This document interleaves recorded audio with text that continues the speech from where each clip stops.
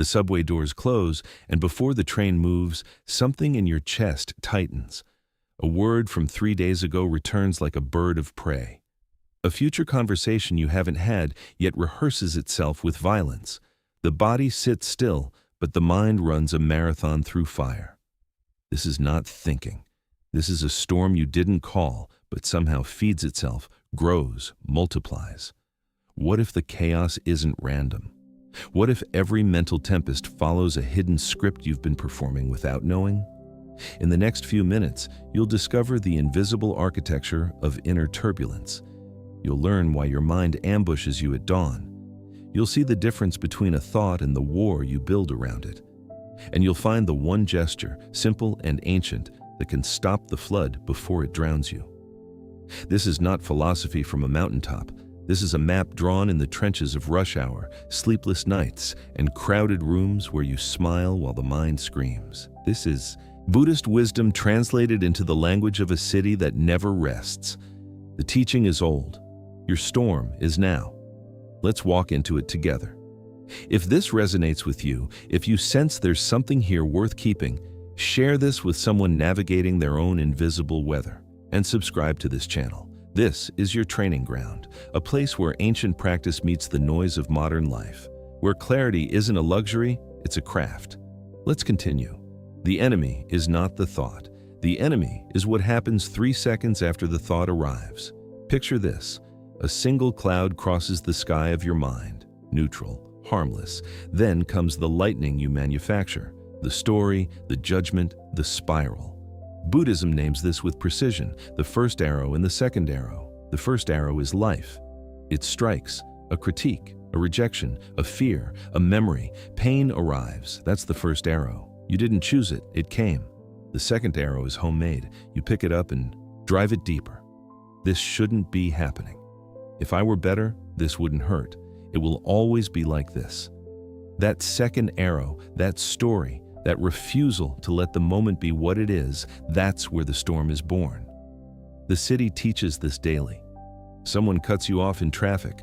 First arrow, a jolt. Second arrow, the entire narrative. They disrespect me. The world is hostile. I'm always the target. By the time you park, you've waged a war that didn't exist 5 minutes ago. The mind is a weather system, but you are not obligated to live inside every cloud it produces. Buddhist wisdom offers a different response. Recognize, allow, investigate, non-identify. 4 steps, simple in structure, revolutionary in practice. Recognize, there is anger, there is fear, there is hurt. Name it without decoration, just the fact. Allow. It has permission to be here. You don't fight it. You don't shame it. You let it sit like a guest at the table. Investigate. Where do I feel this? What thought is feeding it? What does it actually need right now? Not what the drama says it needs. What the body, the moment, the truth needs. Non-identify. I am not this. I am experiencing this. That distance, that sliver of space between you and the storm, is the shore. Here's what changes. When you recognize without resisting, the storm loses half its fuel. When you allow without amplifying, the wind dies down. When you investigate with curiosity instead of panic, you see the machinery.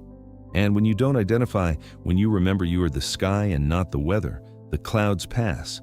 They always do. But the mind is clever. It disguises storms as urgency. It makes you believe that if you don't solve it now, think it through now, control it now, everything will collapse. Buddhism calls this the tyranny of craving and aversion. Craving says, I need this or I am nothing. Aversion says, I cannot bear this or I will break. Both are lies. Both are storms dressed as survival. The truth, tested across centuries in monasteries and now in therapist offices, is simpler. You can bear more than you think. You need less than you fear. And the mind, left alone without interference, settles, like sediment in water. Stir it and it clouds. Let it be and it clears. There's a practice for this. It requires no incense, no robes, no mountaintop. It requires 1 minute and the willingness to stop running. Sit, feet on the floor, spine upright but not rigid, hands resting. Close your eyes or soften your gaze. Bring attention to the breath, not to control it, just to notice it. Inhale, the body fills. Exhale, the body releases. Do this for 10 breaths, just 10. When a thought arrives, and it will, label it gently. Planning, worrying, remembering, judging. Then return to the breath. The thought is not the enemy. Chasing the thought is. This is not suppression. Suppression is pushing the storm into the basement and locking the door. This is different. This is watching the storm from the window, seeing it, naming it, and not stepping outside into it. Over time, something shifts. The storms still come, but they don't rule, they don't define, they don't consume. You learn the difference between having a mind and being had by it. The city offers training grounds everywhere. The line that moves too slow, the message that lands wrong, the memory that resurfaces at midnight. Each one is a dojo. Each one asks the same question. Will you feed the storm or will you breathe? In ancient texts, they speak of the monkey mind, restless, jumping, never still. The monkey grabs one branch, swings to another, never satisfied. In the urban version, the monkey scrolls, it refreshes, it rehearses arguments, it builds castles of worry and burns them down with shame. The monkey is not evil, it's just untrained. Training begins with one insight. You are not the monkey, you are the one watching the monkey. That shift in perspective, small as a breath, wide as the sky, is the beginning of freedom. Freedom doesn't mean the mind goes silent. It means you stop believing every story it tells. You stop boarding every bus that pulls up to the station. You choose, and choice in the middle of a storm is power. Let's go deeper. Why do mental storms feel so real? Why does anxiety about a future event feel as urgent as a fire in the present? Buddhism offers an answer rooted in how the mind constructs reality. The mind doesn't distinguish well between memory, imagination, and present experience. A thought about tomorrow triggers the same stress response as a threat today. The body floods with adrenaline, the heart races, the breath shortens, and you believe the danger is now. But it isn't. It's a projection, a rehearsal, a ghost. The practice is to bring the mind back to what is actually happening in this moment. Right now, in this second, are you safe? Is there food? Is there air? Is there ground beneath you? Usually, the answer is yes. The catastrophe lives in the future or the past, not here. By anchoring in the present, the storm loses its anchor. This is where breath becomes revolutionary. Breath is always now. It doesn't exist in yesterday or tomorrow. When you return to breath, you return to the only moment that's real. Inhale. I am here. Exhale. I am now. That's it. No philosophy, no complexity, just presence. And presence, repeated, becomes a refuge. There's another layer. Storms often carry a message. Beneath the noise is a signal. Anxiety might be saying you need rest. Anger might be pointing to a boundary that was crossed. Sadness might be honoring a loss that deserves attention. The practice is not to dismiss these signals, but to listen without drowning. Ask the storm what it needs, not what it demands, what it needs. Sometimes the answer is action. Call someone, set a limit, change a plan. Other times the answer is rest, sleep, water, a walk. The storm quiets when it's heard, not indulged, heard. Let's talk about the role of the body, the mind storms. But the body holds the weather. Tension in the jaw, tightness in the chest, a knot in the stomach. These are not metaphors, they are signals. The body is trying to speak in the only language it has. Sensation, when the mind spirals, drop into the body, unclench the jaw, drop the shoulders, lengthen the exhale. These gestures are not cosmetic, they are communication. They tell the nervous system there is no tiger. The alarm can lower. A long exhale, longer than the inhale, activates the parasympathetic system, the one responsible for rest, for calm. The mind might not listen to logic in the middle of a storm, but the body responds to rhythm. Breathe slowly, and the heart follows. The heart slows, and the mind softens. It's physiology. Ancient wisdom knew it. Modern science confirms it. Use it. Here's a practice for dense moments, the body scan. It takes 3 minutes. Sit or lie down. Bring attention to the top of your head. Notice any sensation, warmth, tingling, tension, nothing. Then move to the forehead, the eyes, the jaw. Keep moving down. Neck, shoulders, chest, belly, arms, hands, legs, feet. Don't try to fix anything, just notice. This practice does two things. It interrupts the mental loop, and it gives the body permission to release what it's holding. Storms live in the mind, but they lodge in the body. Tend to both. Now the hardest part, letting go of control. The mind wants to solve, fix, predict, prevent. It believes if it thinks hard enough, long enough, it can engineer a future without pain. This is the core delusion, the one that feeds every storm. You cannot control the ocean. You can learn to navigate it. That's the teaching. Let go of the fantasy that thinking harder will make life obey. It won't. Life is a river. Thinking is a boat. You steer, you don't command the current. Acceptance is not passivity, it's clarity. It says, this is what's here. I may not like it, but denying it won't change it. Resisting it will exhaust me. So I'll make space for it. And then I'll act where action makes sense. Acceptance creates the conditions for wise action. Resistance creates conditions for suffering. Choose carefully. There's a story. A monk is falsely accused of fathering a child. The villagers bring the baby to him with anger. He says only, "Is that so?" He raises the child with care. Years later, the real father is revealed. They come to take the child back. The monk says again, "Is that so?" and lets the child go. No storm, no drama, no clinging to being right or being wronged, just presence, just acceptance, just response without the weight of a rigid self that must be defended. That phrase, "Is that so?" is a sword. It cuts the rope that ties you to every narrative. Someone insults you. Is that so? A plan fails? Is that so? The future looks uncertain? Is that so? It doesn't mean you don't feel. It means you don't drown.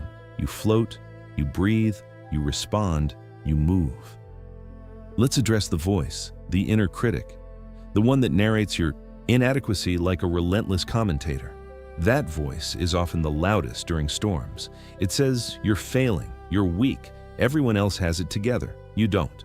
Buddhism teaches that this voice is not you. It's a pattern, a habit, a groove worn deep by repetition. You can change the groove. How?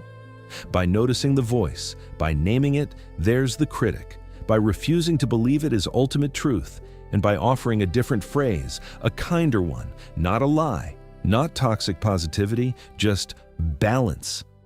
I'm learning, I'm trying, I'm human. These are not mantras to bypass pain. They are truths that restore proportion. The critic shrinks when met with gentle honesty. Compassion, that word that sounds soft, is actually steel. It's the refusal to abandon yourself in the storm. It's the hand that reaches inward and says, "I'm here. I'm not leaving. You're not broken. You're in process." That compassion is not weakness. It's the foundation of resilience. A mind that attacks itself has no ground to stand on. A mind that holds itself with care can weather anything. Another layer. The contagion of storms. You walk into a room and someone's anxiety fills the air. You absorb it. You carry it. Your storm mixes with theirs. This is not imagination. Mirror neurons, emotional resonance. The nervous system reads the room. Buddhism teaches boundaries, not walls, boundaries. You can be present without merging. You can listen without drowning. You can care without becoming the other person's chaos. The practice is simple. Before entering a charged space, take 3 breaths, set an intention. I will be present. I will not absorb what is not mine. I will offer care without losing my center. After the encounter, 3 more breaths, a quick body scan. Release what you picked up. This is not cold. This is sustainable. You cannot help anyone if you're pulled under. Now a critical piece, the role of sleep and rest. Storms multiply when the body is exhausted. The mind, deprived of rest, loses its capacity to regulate. Small things become catastrophes. The filter weakens. Everything feels urgent. Buddhism speaks of right effort, not heroic effort, sustainable effort. Rest is not laziness. Rest is maintenance. A tired mind is a vulnerable mind. Protect your sleep like you protect your practice. They are the same. There are nights the storm won't let you sleep. Anxiety loops. The mind races. Here's what helps. Don't fight it. The fight makes it worse. Instead, sit up. Write down the thoughts. Every single one. Get them out of your head and onto paper. Then close the notebook. Tell the mind we've heard you. We'll address this tomorrow. Not now. Lie back down. Focus on breath. If sleep doesn't come, rest. Rest without sleep is still rest. The body repairs, the mind softens. Trust the process. Let's talk about the long game. One practice session won't end all storms. This is training, like strengthening a muscle. The first time you return to breath in the middle of anxiety, it might feel impossible. The storm might rage louder. That's normal. The mind is used to running the show. It will resist. Keep going. Each time you return, you carve a new pathway. Neural pathways rewire. Habits shift, slowly, imperceptibly, until one day you notice. The storm came.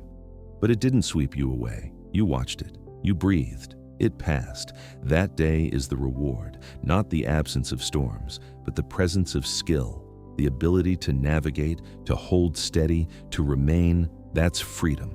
Not a life without challenges, a life with the tools to meet them. Buddhism doesn't promise paradise, it promises training, and training works. Here's a framework for daily practice. Morning. Before touching your phone, 3 breaths. Set an intention. Today I will notice storms before they consume me.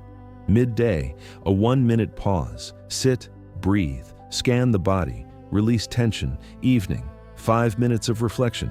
What storms arose today? How did I meet them? What can I learn? This isn't perfectionism. It's awareness. Awareness without judgment is the soil where change grows. One more element. Community. Storms feel heavier in isolation. The mind tells you you're the only one. You're uniquely broken. Everyone else has it together. That's a lie. Every human mind storms. Sharing the practice with others, even one other person, breaks the isolation. You realize you're not alone. That realization is medicine. Find your people, a meditation group, an online community, a friend who also practices. Share what you're learning. Listen to their experience. Practice together. The collective effort amplifies individual progress. And when you stumble, and you will, the community reminds you to return, to begin again, without shame. Let's address the moments when nothing works, when the storm is too strong, when breath feels impossible, when the body won't settle. In those moments, the practice is survival, not transcendence, survival. Do the minimum. Drink water, eat something, call someone, take a walk, put on music, watch the sky. These are not spiritual bypasses, they are human necessities. Honor them. Buddhism is not about being superhuman, it's about being fully human. With all the mess, all the storms, all the falling and rising, the practice holds space for all of it. There is no failure in struggling. There is only the choice to keep showing up, and showing up is the practice. The secret behind your mental storms is this: they are not evidence of your weakness, they are evidence of your humanity. A mind that feels deeply will storm deeply. The question is not how to stop feeling, it's how to feel without being destroyed. Buddhist wisdom offers the how. Recognize the arrow you didn't shoot. Allow what's already here. Investigate with curiosity, not fear. And remember, you are not the storm. You are the vast sky that holds it. The city roars, the mind roars, and somewhere beneath the noise, there is breath, there is presence, there is the choice to return, again and again. Not because it's easy, because it matters. Your peace matters. Your clarity matters. Your ability to navigate this wild, unpredictable, beautiful, brutal life matters. So take a breath, right now. Feel the air enter. Feel it leave. That's the practice. That's the revolution. One breath at a time, one storm at a time, one return at a time, and over time, the storms still come. But they no longer rule. You do. Share this with someone who's fighting their own invisible weather. And subscribe. Let's keep training together. The art of living awake in the storm. When you close this, carry one thing. You are not your thoughts. You are the awareness that notices them, and that awareness is unshakable. Even when everything else shakes, the storm is not the end, it's the teacher. And you, whether you know it yet or not, are learning to dance with it.